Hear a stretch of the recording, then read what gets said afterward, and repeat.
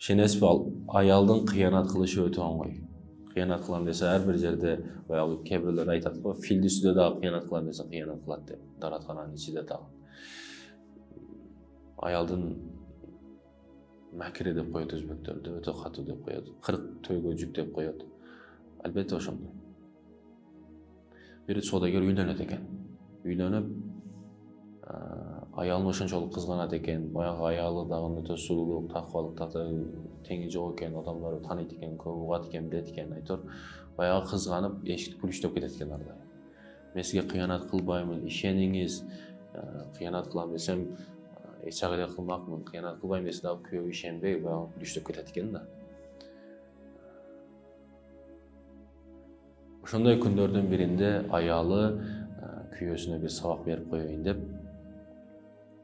сүтчү аялга кат жазат экен. Сүт таштаган, үйүнө сүт алып келген аялга кат берип берет экен, план жигитке берип коюңуз деп.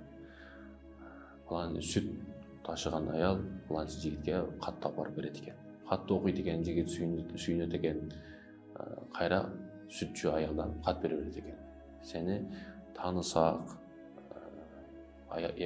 күйөөң өтө кызганчак болсо, сени күлүштөп кетсе мен кантип киремен үйүңө десе, ал кайра кат жазып берет экен. Сен паланчы содагерге барасың, ал сага сандык сатып аласың, сандыктын ичиге киресиң, ал содагер сенин сандыкты биздин үйгө алып келет дейт экен. Бул жигит айтканын кылып ошентип сандыктын ичиге кирип алат экен, содагер сандыкты алып келип үйгө алып кирип коет экен. Эми бул сандык ичинде ар кандай ойлор менен, кыялдар менен күтүп отурат экен, качан бул ачат экен, эшикти баша кылат экен деп ар кандай ойлорун ойлоп отурат экен.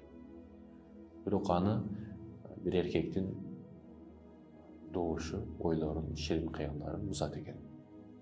Бул сандык кайдан келди? Ким алып келди? Аялы билбейм. Аялы билбеймин деп турганда, баягы сандыктын ачкыч жерин бузушту баштайт экен күйөөсү. Бузуп караса, ичин ачса, бир эркек турат. Бул кайдан келдиң деп өлтүрүүгө аракет кылып атканда, жок, атасы токтоп туруңуз. Бул менин атайым уюштурган театрым. Бул жигит менин сөзүмө кирген эле бир жигит. Мен болгон сизге сабак берейин дедим. Эгер кыянат кылам дегенимде, мына ачкычтар өзүмө турат. Кыянат кылмакмын. Бирок кыянат кылбайм сизге эч качан. Сиз мага ишениңиз дейт экен. Ошондон кийин эң эркин босотурган болот экен. Урматтуу мусулман бир туугандарым, Аллах бардыгыбызга хидayet берсин. Сен бүгүн кандайсың? Кандай болсоң, сенин жаныңдагы эже карындаштарың да ошондой. Bir kız менен сүйлөшөм, bir kızды шарт еттим деп сүйүнбө, сенин карындашың 10 эшек менен согушуш, 10 эшек менен жүргөн болот. Бул Өзбекстанда устаздар айтат, Өзбекстанда болгон окуя. Атасы баласын, балам ар дайым намысыңды сактагын, карындаштарыңдын намысын сактагын. Карындаштарыңдын намысы сенин намысың. Ар дайым айта берет экен. Ата сактайм деп сөз бере берет экен бул бала дагы. Ошондой күндөрдүн биринде баланы сода иштери менен башка жака жиберет экен. Сода кылып кел шаарга деп. Айылда да булар. Айылдан кетип атып, шаарга чыгып кетип атып, бир көлдү жээгинде жуунуп аткан кызды көрүп калат. Өзүндө тура албай шайтандын азгырыгы менен чуркап барып аялды кучактап алат.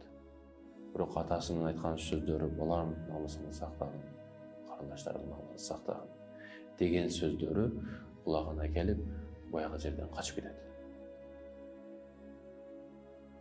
Барат содасын кылат, тыйын-тыпырын көп кылып келип атасына, ата мына соданын акчаны көп алып келдим деп атасына берсе, атасы маанайы жок. Демек бир нерсе болгон. Балам, сен карындаштарыңдын намысын сактаган жоксуң. Сен сактаган жок. Сактадым ата, эчтеке кылган жокмун. Эмне болду? Мына ушунча пайда менен келдим, акчаңды куруп кетсин акчаң. Намысын сактаган жоксуң. Туура айтасың да. Кетип атсаң, дарыянын жээгинде бир аял жуунуп туруп кучактап алып, жок, сиздин сөздөрүңүз эсиме түшүп качып кеттим дейт экен. Атасы тагын билесиңби, балам, күнүгө суу алып келет бир жигит. эшик астынан суу алып келип коюп кетет. Бирок кече ал жигит суу алып келип карындашынын бетинен өбүп дагы кетти. Ошондо билдим сенин соо эмес экендигиңди. Ошондо намысыңды сактап айтасың деп айттым дейт. Албетте урматтуу мусулман туугандар. Сен сөз кылып жаткан кыз алыс эмес. Жакшыраак териштер сенин тууганың болуп чыгат. Кыргыз өзү бир тууган дейт го, бардыгы бири-бирине тууган болуп кетет.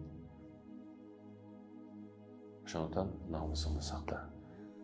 Ийгиликке жетем десең намысыңды сакта. Намысыңды сакта.